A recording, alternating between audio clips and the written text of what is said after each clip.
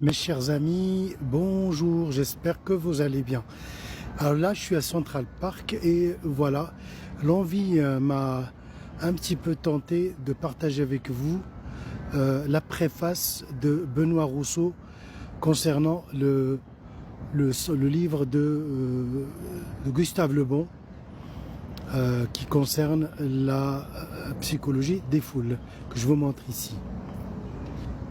La psychologie des foules. Alors, qu'est-ce qu'il dit Benoît Rousseau dans cette préface pour préfacer cette œuvre de Gustave Le Bon? Alors, écrit en 1895 par Gustave Le Bon. Gustave Le Bon qui a vécu entre 1841 et 1931. Psychologie des foules est un moment dans le domaine de la psychologie et reste une référence, un socle incontournable pour toute personne souhaitant comprendre ou ressentir l'âme des foules. Cet ouvrage a servi de base à de nombreux psychanalystes comme Freud, dans Psychologie des foules et analyse du moi, ou plus récemment Didier Anzieux dans Le groupe et l'inconscient, l'imaginaire groupal. Le Bon tente de comprendre les mécanismes qui peuvent animer la foule, mais il faut bien percevoir que sa réflexion s'inscrit dans une époque de grands bouleversements, l'ancien monde et les repères traditionnels qui s'effondrent. La religion traditionnelle vacille comme référence morale, les autorités politiques sont contestées, les royautés millénaires s'effondrent une à une dans un bain de sang au profit de nouvelles idées, de nouvelles structures. Et de ce nouveau monde, fondamentalement angoissant, comme toute nouveauté, émergent de nouvelles classes sociales. L'ouvrier agricole, encadré jadis par le curé de son village et vivant selon les cycles de la nature, doit rechercher du travail en ville du fait de la révolution agricole. En effet, la mécanisation, avec notamment les tracteurs, détruit l'activité. Alors vous, derrière moi, vous percevez des tracteurs. Là, je suis à Central Park. Vous voyez, il y a des tracteurs, donc vraiment on est dans le thème. Alors en effet, les mécanismes, avec notamment les tracteurs, détruisent l'activité des ouvriers agricoles qui vont fuir la campagne, le ventre creux par millions pour quémander de quoi survivre dans les villes. L'exode rural a nourri la croissance industrielle. Ils vont trouver tout naturellement leur place dans les usines de la révolution industrielle. Cette main-d'œuvre nombreuse et sans qualification sera encadrée par le taylorisme et les syndicats. Alors le taylorisme, pour ceux qui ne savent pas, c'est une doctrine qui était énoncée par Taylor, un ingénieur américain, en 1911. Alors le taylorisme, qui se veut une science, organise le travail sur un plan horizontal. Ça veut dire que horizontalement il y a des, on va dire, les ouvriers ils ont des tâches bien précises. Ça c'est sur le plan horizontal. Si vous avez vu le film de Charlie Chaplin que j'aime beaucoup, qui est les temps modernes, vous voyez Charlie Chaplin répète un geste et les ouvriers qui sont avec lui répètent aussi le même geste. C'est ça le taylorisme, enfin, la théorie horizontale. Il y a la théorie verticale qui part de la conception et l'exécution. Ça veut dire qu'il y a un cerveau qui est ingénieur, qui fait la conception, et puis il y a les exécutants. Donc ça c'est le taylorisme. Le syndicat, on sait ce que c'est, que ça veut dire qu'on donne aux ouvriers des droits et il y a un pouvoir pour contrer le pouvoir industriel. Donc, alors je répète ce que dit Benoît Rousseau. Je reviendrai dans un autre live sur Benoît Rousseau. sur sa biographie, sur ce qu'il fait, ce qu'il a fait. Mais je pense que Gustave Le Bon, il n'y a pas meilleure préface que celle donnée par Benoît Rousseau. Alors il dit, l'exode rural, merci mon cher Abdallah, tu es toujours le bienvenu. Voilà, je voulais ouvrir cette petite parenthèse ici à Central Park. En attendant, voilà, j'attends une exposition à laquelle je vais assister tout à l'heure. Et donc c'était un moment vraiment, il a plu tout à l'heure à New York. Donc il y a une demi-heure, il a plu pas mal. Et là, vraiment, il y a un soleil, il fait lourd. Mais vraiment, on est dans un cadre très agréable. J'aurais bien aimé, mon cher Abdallah, te faire monter et discuter avec toi. Mais on le fera une autre fois. Donc c'est un live expérimental. Voilà, je m'exerce à cette technique-là. Et j'espère l'améliorer pour discuter d'autres choses que des choses que mes frères et mon cher Saad, il le fait très bien. Donc il le fait bien. Et moi je discuterai plutôt des livres, je discuterai plutôt de la psychologie des foules, de la manipulation par les statistiques, de la manipulation par les chiffres, de la manipulation par tout ce qui est la théorie du test, etc. Enfin tout ce qui concerne un petit peu mon domaine et que je vais voilà. Donc mettre sur on va dire en application sur ce qui se passe dans notre monde. Qu'est-ce qu'il dit? Alors l'exode rural a nourri la croissance industrielle. Ils vont trouver tout naturellement leur place dans les usines avec la révolution industrielle. Cette main-d'œuvre nombreuse et sans qualification sera encadrée par le taylorisme et les syndicats. Ils passeront d'un cycle de vie naturel au rythme du soleil et à un cycle de vie artificiel parce que l'homme était attaché à la terre, donc il vivait au rythme du jour et de la nuit, au rythme des saisons, au rythme voilà, des aléas de la nature, donc il s'est habitué.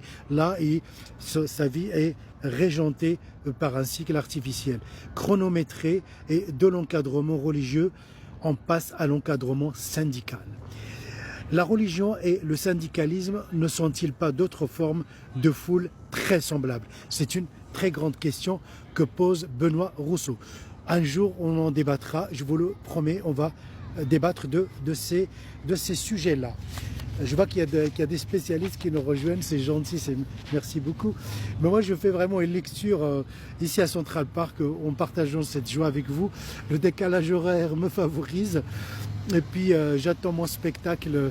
Voilà, je vais au Metropolitan Théâtre tout à l'heure, dans 1h30.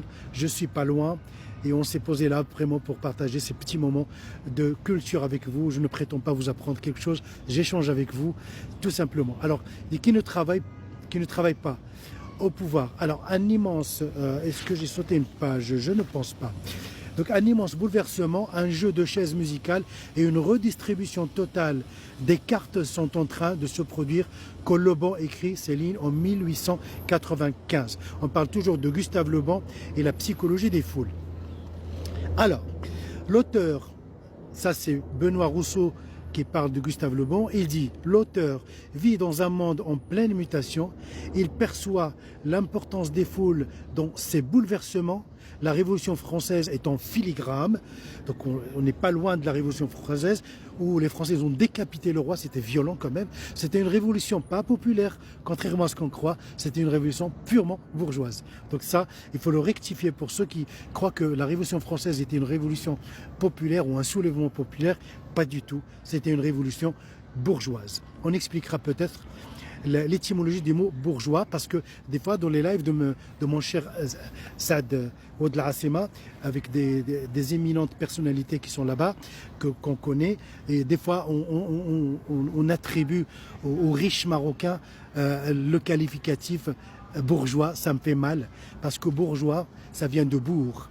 Les bourgs, ce sont les petites villes où des gens qui avaient de l'argent, qui avaient un capital, venaient quelque part pour investir de l'industrie dans pas mal de choses.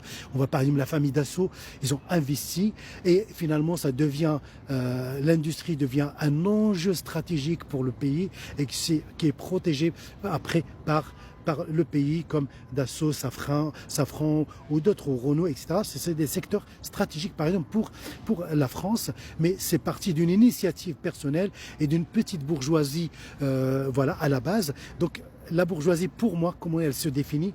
La bourgeoisie, c'est le mélange ou la symbiose entre la culture et la richesse. Au Maroc, malheureusement, on a la richesse, la culture fait défaut à ces gens-là. Donc voilà, donc c'est très important de faire la différence et de connaître l'étymologie du mot bourgeois. Donc bourgeois, c'est pas quelqu'un qui a uniquement de l'argent, c'est quelqu'un qui a aussi de la culture, qui aime l'art, qui aime tout ce qui est beau, il aime la science, il aime investir dans ce qui est important pour le pays. Donc il y a une fibre patriotique quelque part. Donc c'est pour revenir à la Révolution française, donc au filigrane dans toute son analyse. Alors il tente ainsi de percer le mystère de l'âme des foules pour comprendre son époque. Et c'est ça l'érudition, c'est ça l'érudisme. C'est qu'on ne se contente pas d'observer, de regarder, mais on va au-delà. C'est pour cela que moi je fais la différence, une grande différence entre être instruit, parce que des fois on nous dit oui, tel pays, ils sont instruits, oui ils sont instruits, mais est-ce qu'ils sont cultivés?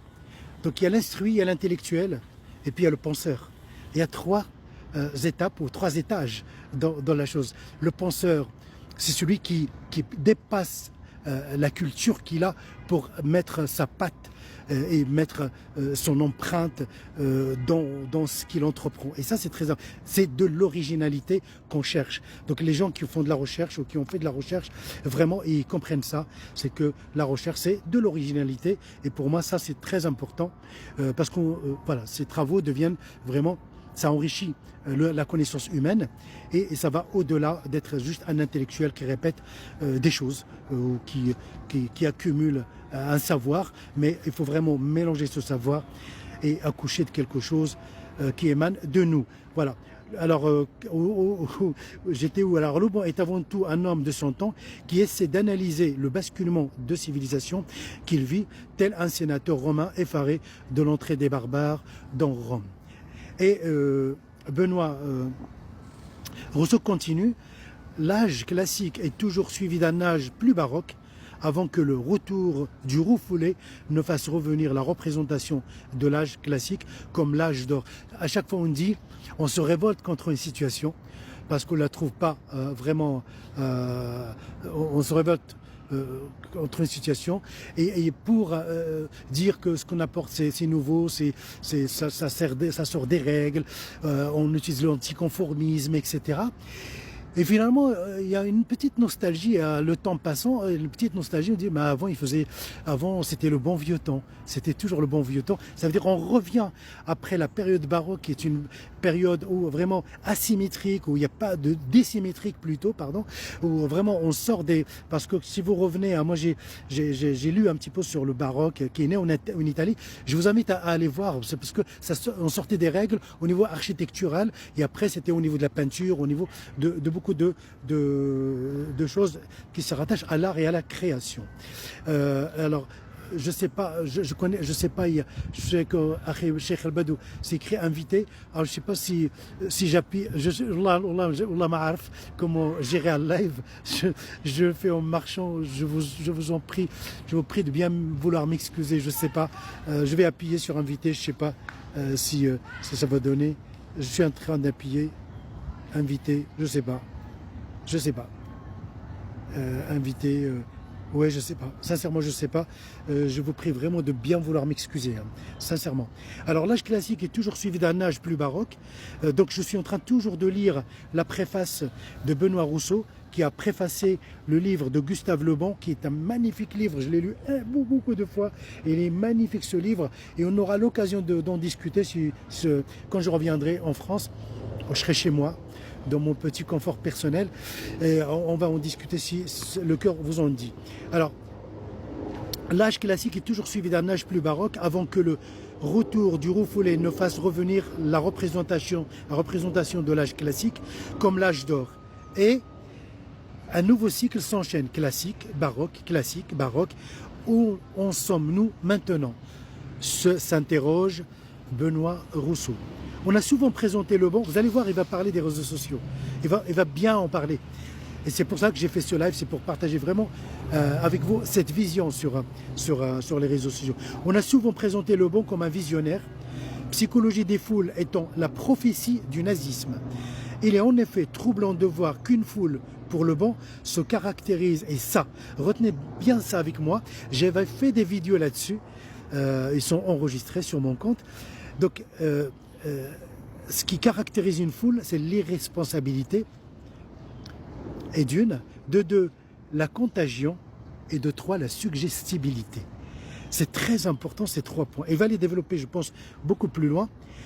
Les responsabilités, c'est-à-dire que quand quelqu'un rentre dans une foule, moi je les représente comme, en mathématiques comme les vecteurs. Quand vous avez par exemple 3 vecteurs ou 4 vecteurs ou plusieurs vecteurs, comme des forces, vous exercez, supposons que l'arbre qui est derrière moi là, si plusieurs personnes tirent avec une corde dans des directions différentes, vous allez voir que l'arbre va tomber dans une direction autre que les 3 ou 4 directions. Donc dans la direction où il va tomber, ce qu'on appelle la force résultante, qui est une force qui n'existe pas matériellement, elle n'est pas là, mais elle était fabriquée, elle était induite par les autres forces. Chaque force est responsable de son action, elle est réelle, elle est palpable. Mais la force dans laquelle, la force qui va faire tomber ce qu'on appelle la résultante, elle, c'est une force qui est fictive, mais elle existe, mais elle n'est pas matérielle, elle n'est pas physique. Donc, dans la foule, c'est pareil. Les personnes, ce sont des vecteurs, chacun a sa propre action, mais ces actions-là donnent une résultante, c'est l'action de la foule, et qui n'appartient à personne finalement, qui a sa propre direction, qui est fictive, et donc ça veut dire que ça dédouane chaque personne de ce sentiment de responsabilité. Donc voilà, il a dit que les responsabilités, la contagion, la propagande, que la foule, on peut vraiment par des mécanismes de communication, etc., contaminer les gens, et la contagion, ça se propage au sein d'une foule. Et la suggestibilité, ça veut dire qu'elle est apte, qu'elle a des prédispositions pour répondre à des appels de révolution, de boycott. On a vu que sur Facebook, on pouvait boycotter des marques, etc. Donc voilà. Alors comment ne pas ressentir cela? On voit les foules de Nuremberg saluer avec frénésie et dans une hystérie collective Adolf Hitler, le nouveau maître du Reich qui se voudra millénaire. Gustave Le Bon rappelle que, et donc là il cite Gustave Le Bon, ce que l'observateur voit alors, ce n'est pas l'objet lui-même, mais l'image évoquée dans son esprit. Ce sont les héros légendaires et pas du tout les héros réels qui vont impressionner l'âme des foules. Fin de citation. Une foule ne voit que ce qu'elle veut ou peut voir, entendre que ce qu'elle veut ou peut entendre, et elle est soumise à son maître. Gustave Le Bon précise que, je cite, et il cite Gustave Le Bon, qui sait les illusionner, c'est-à-dire qui sait illusionner la foule ou les gens, est aisément leur maître. Mais, il n'a pas dit mais, c'est moi qui l'ai rajouté, qui tente de les désillusionner est toujours leur victime. C'est-à-dire quelqu'un qui essaie de raisonner la foule, lui dire qu'elle a tort, et dire qu'elle est sur le mauvais chemin. Ce qui se passe, c'est qu'il sera lynché, il sera lapidé, il sera décrié, et il sera vraiment désavoué. Et ça, on a de maints exemples dans notre société. Alors, ne jamais se mettre contre une foule, toute forme de raison l'a abandonné, lui ouvrir les yeux fera de vous des boucs émissaires. Quand on combat une foule, c'est comme un tsunami dévastant aveuglément sur tout son passage. On peut juste se mettre sur le côté et attendre que les émotions retombent en espérant que la raison et la lumière reprennent leur place. La bonne nouvelle, c'est que seul dans la foule, nous pouvons conserver notre identité. C'est vrai que vous le voyez dans tout mouvement de foule, on peut conserver notre identité. Par exemple, dans les matchs de foot, on voit le public, etc. Chacun, donc il y a une identité. Donc voilà, ou bien dans des manifestations, etc. Et ne pas céder à la facilité au côté obscur de la force. Là, il cite un petit peu la guerre des étoiles parce que Benoît Rousseau est du XXe et du XXIe siècle, donc qui est de perdre son âme et son identité. On continue. La puissance et la dangerosité de la foule réside ainsi dans sa masse qui a pour conséquence de déculpabiliser. C'est ce qu'on avait dit tout à l'heure, les responsabilités. Ses membres par l'anonymisation et de déresponsabiliser l'individu par l'effet de masse. Bon, c'est l'effet de la résultante que je vous ai dit tout à l'heure. Les travers les plus odieux de l'homme, haine, jalousie, sadisme, peuvent éclater en pleine lumière dans l'ombre rassurante de la foule. Les comportements les plus irrationnels y prennent racine. Nous pouvons le voir lors des crashs boursiers où toutes les actions des entreprises sont massacrées. Il n'y a alors plus aucune rationalité. Tout s'effondre dans un mouvement de panique groupal irrationnel. Comme dans une foule, les rumeurs les plus folles circulent et la raison n'a plus de prise. La foule ne fait alors aucune distinction entre une multinationale prospère et une PME en difficulté. Tout est vendu dans un tourbillon d'affolement généralisé. Là encore, le trader doit savoir en permanence s'extraire de la foule et penser par lui-même. J'aime bien l'exemple qui, en même temps, c'est une belle métaphore. Mais nous vivons, nous, pas une nouvelle époque de rupture civilisationnelle comme l'époque de le bon. C'est une question que se pose Benoît Rousseau. Alors, des psychanalystes comme Jean-Pierre Lebrun, dans Un monde sans limite, ou Charles Mellman, dans L'homme sans gravité, tirent la sonnette d'alarme. Ils considèrent que l'homme moderne n'a plus de limites, comme la foule, qu'il a tendance à rejeter le réel au profit du virtuel, qu'il y a une perte de la légitimité de toutes les figures de l'autorité, politiciens, professeurs, policiers, etc. Cela nous rappelle étrangement l'époque de Le Bon en pleine mutation. Mais nous avons une foule nouvelle qui est apparue et totalement impensable à l'époque de Le Bon. Une foule bien plus vaste, dangereuse, déresponsabilisée, anonyme que l'histoire n'a jamais connue.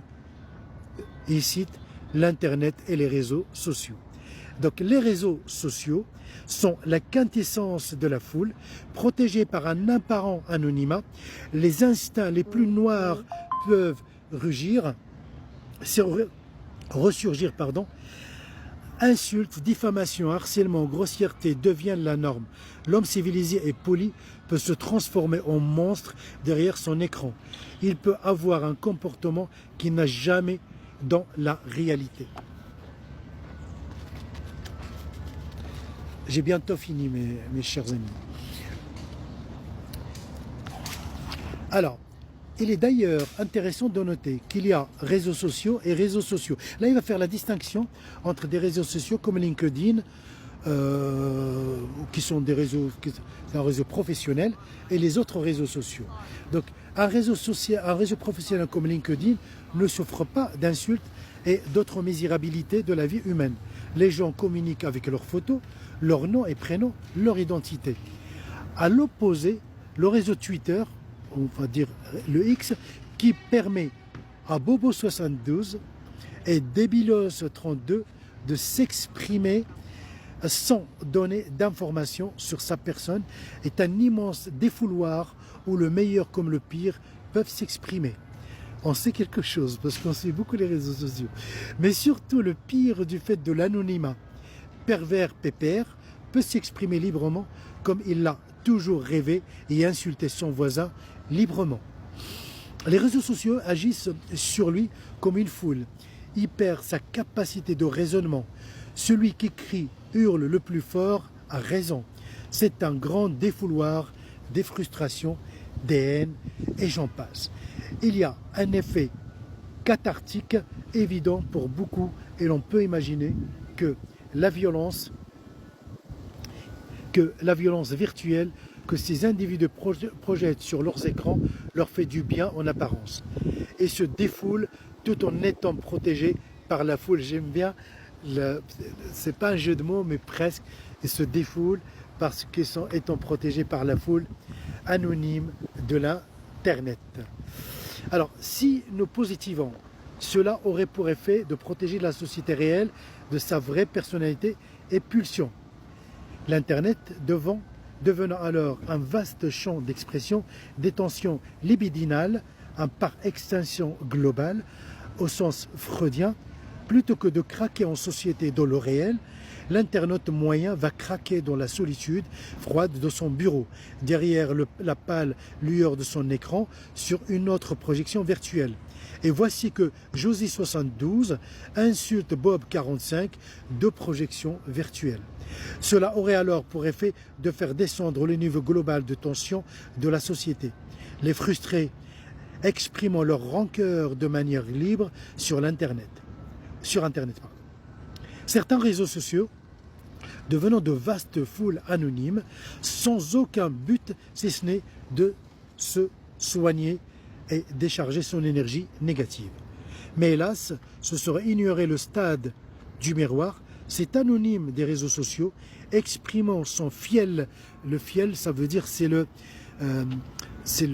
truc qui sort de marara, de la bile, et c'est l'amertume qui précède la violence, en fait, qui est l'agression. Dès qu'il est amer, et voilà. Alors, c'est le fiel avec d'autant plus de jouissance qu'il se croit intouchable, n'a que lui en face de lui, il ne parle que de lui et de son mal-être, son écran fait miroir. Peut-être aura-t-il un jour le recul pour se rendre compte qu'il n'exprime que ce qu'il est au fond de lui-même.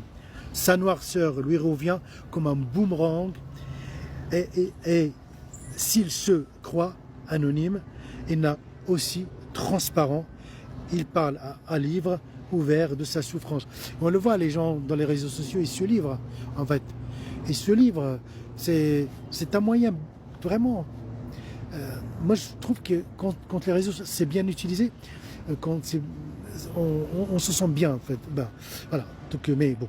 Alors, mais attention, dans la foule et surtout dans la foule internet, il y a le germe du totalitarisme. L'effet de masse supposé au réel, les anges de la vertu, les représentants du peuple virtuel donnent de la voix. On voit que même les hommes politiques de plus en plus commencent vraiment à s'adresser à la foule via les réseaux sociaux parce qu'ils ont compris que c'est un moyen qui est très très dangereux et très efficace. Car le virtuel aura pris le poids sur le réel. Une minorité de gilets jaunes, là il nous rappelle le mouvement des gilets jaunes en France, brun ou noir organisé sur la toile, représentera le peuple et par cette autoproclamation s'attribuera les pouvoirs du tribun de la plèbe. Alors la dernière phrase avant de vous dire au revoir. Le véritable danger de notre époque est de succomber à la facilité du pouvoir virtuel de la foule. Le bon, avec psychologie des foules, est peut-être un visionnaire, mais ce n'était peut-être pas seulement pour le nazisme, mais aussi pour notre époque. Fin de préface de Benoît Rousseau. Voilà. Donc j'espère que je ne vous ai pas un petit peu ennuyé avec ma lecture. Je vois que j'étais pas mal liké et c'est très très intéressant et je vous remercie énormément. Il est 17h30, je crois que je vais me diriger avec ma petite famille au Metropolitan Théâtre. Je ferai des films, je les partagerai avec vous. Je partagerai ces vacances que je qualifierai de plus culturelles avec vous, avec un élan d'amour vraiment et de sincérité et de patriotisme constructif. Nous sommes marocains et on est content de l'être. Ana Maghribi Farih, Ana Maghribi Mubtada wa Khabar, pour que vraiment mon pseudo soit d'actualité. Ana Maghribi Farih. وكنتمنى لكم أمسية سعيدة لأن في المغرب راه ما عندكم 17h, on va rajouter 5, il est plus que 22h. شتي أن الأخوة العاصمة ما دارش لايف اليوم، نتمنى الله يكون بخير وعلى خير ويطمئنني عليه الإخوان. المهم السلام عليكم ورحمة الله. J'étais ravi de partager ça avec vous. غادي نسجلوا وغادي نديروا في اليوتيوب. Et bah bonne soirée à tous. سيدي عبد الله الغزال فيدال والسي محمد et tout ça, الله يجازيكم بخير. شكرا لكم وإلى الملتقى. Au revoir.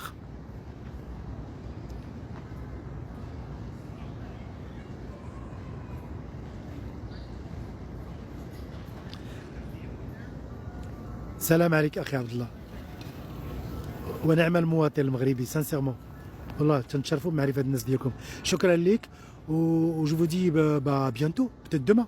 Au revoir. سلامة.